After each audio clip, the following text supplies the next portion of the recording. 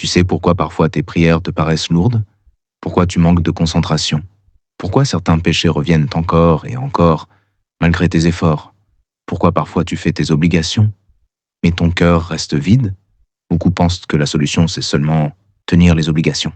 Alors oui, les obligations sont indispensables, mais il y a une chose que beaucoup négligent, une chose qui change complètement la relation avec Allah, les actes surérogatoires. Et le problème, c'est que beaucoup voient les nawafil comme quelque chose en plus, comme quelque chose de secondaire, alors qu'en réalité, ce sont souvent eux qui donnent une âme aux obligations, parce qu'aucune prière obligatoire n'est parfaite. Il y a des distractions, de la fatigue, de la précipitation, des pensées inutiles, parfois même un cœur absent. Et c'est exactement là que les actes surérogatoires deviennent une immense miséricorde. Le prophète, que la paix et le salut d'Allah soient sur lui, a expliqué que les premières choses jugées seront les prières. Et si les obligations sont déficientes, Allah ordonnera de regarder si son serviteur possède des œuvres volontaires afin de compléter ce qui manque. Imagine cette miséricorde. Allah sait que l'être humain est faible. Allah sait que nos obligations sont imparfaites. Alors il nous a ouvert une porte pour réparer ce qu'on abîme nous-mêmes. Mais ça, ce n'est encore qu'une petite partie de leur importance. Le plus puissant dans les actes surérogatoires, ce n'est pas seulement qu'ils complètent les obligations, c'est qu'ils rapprochent d'Allah. Dans un hadith Qudsi, Allah dit « Mon serviteur ne cesse de se rapprocher de moi par les œuvres surérogatoires jusqu'à ce que je l'aime. » Arrête-toi sur cette phrase. Jusqu'à ce que je l'aime. Les obligations te sauvent. Mais les actes surérogatoires construisent une proximité. Et quand Allah aime un serviteur, sa vie change. Pas forcément extérieurement, mais intérieurement. Son cœur commence à changer. Sa manière de penser change. Sa relation au péché change. Sa relation à la prière change. Même sa vision du monde change. Mais beaucoup de gens ne comprennent pas ça. La foi ne se maintient pas uniquement avec le strict minimum. La foi augmente et diminue. Le cœur se nourrit, ou il s'assèche. Et les nawafil nourrissent l'âme, comme l'eau nourrit une terre morte.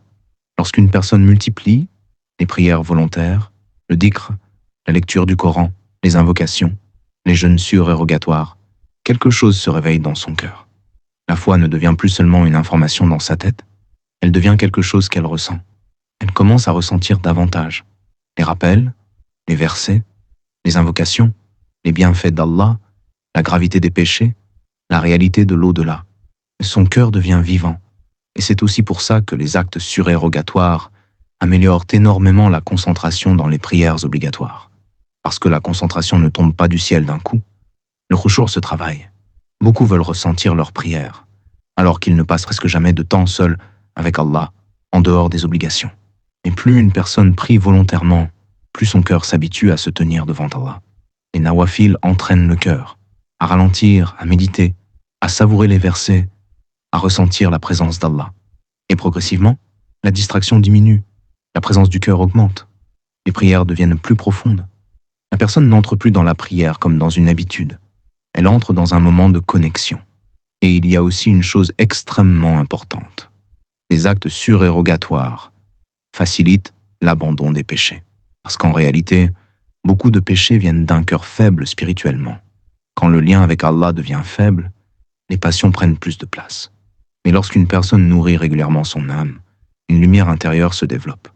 Et plus cette lumière augmente, plus certains péchés deviennent lourds dans le cœur. Pas seulement interdits, la personne commence à ressentir du dégoût pour certaines désobéissances, une culpabilité sincère, un besoin de revenir rapidement vers Allah. Parce que les nawafil purifient progressivement l'intérieur. L'âme devient plus disciplinée, le cœur devient plus sensible, et les passions perdent progressivement leur domination. Et souvent, les gens pensent « Pourquoi je n'arrive pas à délaisser ce péché ?» alors qu'en réalité, leur cœur manque peut-être simplement de nourriture spirituelle.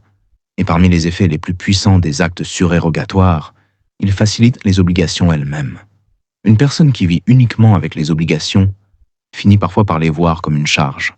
Mais lorsqu'une relation régulière avec Allah se construit, en dehors des obligations, tout change. Les prières deviennent moins lourdes, plus naturelles, plus attendues, parfois même aimées. Parce que les nawafil gardent le cœur connecté à Allah, entre les prières obligatoires. Au lieu d'oublier Allah, entre deux salahs, le cœur reste attaché à lui. Et plus le cœur reste attaché à Allah, plus il devient difficile de négliger la prière. C'est pour ça que certaines personnes trouvent de la facilité à prier à l'heure, parce que leur relation avec Allah ne commence pas uniquement à l'adhan. Et il y a encore quelque chose de plus profond. Les actes surérogatoires ouvrent les yeux. Ils réveillent un cœur endormi. Plus une personne se rapproche d'Allah, plus elle réalise sa faiblesse, sa dépendance envers lui, l'immensité de ses bienfaits, la quantité de miséricorde qu'elle reçoit chaque jour. Le cœur devient moins aveugle. Il commence à voir les signes d'Allah, les rappels cachés, les protections invisibles, les occasions de revenir vers lui. Et parfois, la personne réalise qu'Allah l'a protégée des choses dont elle n'avait même pas conscience. Les nawafil développent une lucidité spirituelle. Ils donnent une profondeur dans la manière de vivre. Et c'est aussi pour ça qu'ils apportent une paix intérieure immense, parce que le cœur humain n'a pas été créé uniquement pour travailler, consommer, se distraire, courir derrière cette vie. Le cœur a été créé pour connaître Allah. Et lorsqu'il se rapproche de lui, il se calme, il trouve un sens. Il ressent une stabilité intérieure que les choses matérielles ne donneront jamais. Même dans les difficultés, il existe une forme de sérénité. Et souvent, les plus grands changements commencent par des choses très petites.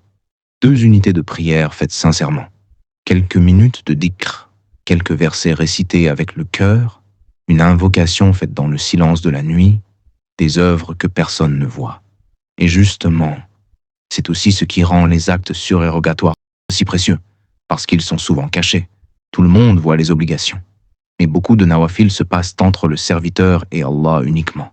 Et les œuvres cachées ont une valeur immense auprès d'Allah, parce qu'elles sont souvent plus sincères.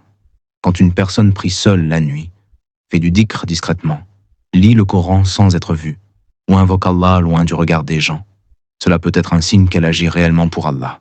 Et avec le temps, les actes surérogatoires transforment complètement une personne. Souvent lentement, mais profondément. Ils changent les habitudes, les pensées, les priorités, la manière de voir la vie, la relation au temps, la relation aux gens, la relation à Allah. Progressivement, la personne devient plus consciente d'Allah, plus humble, plus reconnaissante, plus patiente, plus pudique, plus apaisée. Et parfois, elle ne réalise même pas à quel point elle a changé avant de regarder la personne qu'elle était des mois auparavant. Les obligations sont indispensables pour être sauvées, mais les actes surérogatoires sont souvent ce qui fait réellement vivre la relation avec Allah. Ils ne remplacent jamais les obligations, mais ils les protègent, ils les embellissent, ils les renforcent, et surtout, ils donnent au cœur une lumière qu'il ne trouve nulle part ailleurs.